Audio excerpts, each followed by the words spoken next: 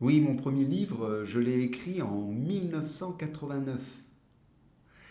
Et c'est un livre assez conséquent, hein, parce qu'il donne plein d'informations sur eh bien, une personne qui est entendante et qui devient sourde. Alors évidemment, ça raconte comment s'opère ce changement, hein, qui est véritablement le passage d'un monde à un autre. Bon, mais attention, hein, ça a été très riche d'enseignements.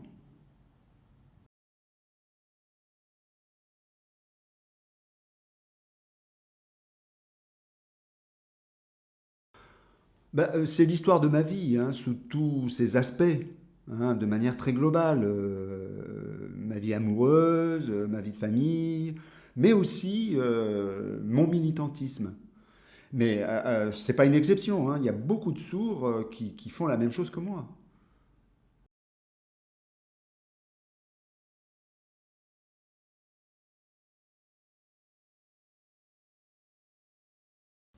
Bon, il y a eu une évolution fantastique. Bon, les nouvelles technologies ont beaucoup avancé. Et nous, on a été obligés de nous y adapter.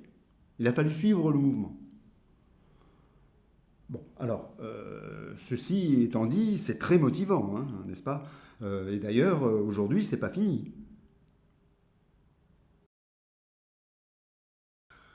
Alors, pour moi, l'événement le plus marquant a été la mise en place du diplôme d'interprète français langue des signes. Auparavant, bon, il y avait des gens qui pratiquaient le métier, mais sans véritable règle. Et donc, il a fallu les instituer.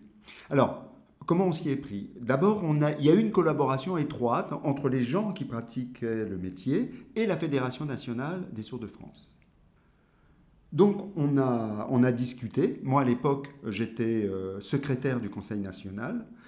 Et on a organisé un événement qui a été déclencheur pour le métier. Euh, Cet événement, c'était en 1987 à Albi. Il s'agissait du premier symposium sur le métier d'interprète français langue des signes. C'était le premier. Et à partir de là, si vous voulez, ça a été le point de départ d'un mouvement qui a abouti sur la création du diplôme.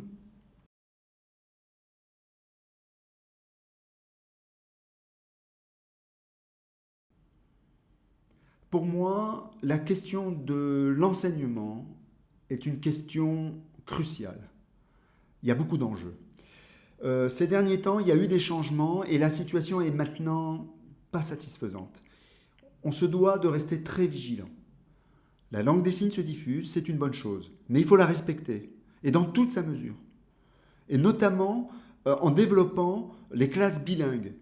Les enfants sourds doivent s'épanouir dans leur langue et ils se doivent d'accéder au français, mais aussi à la langue des signes.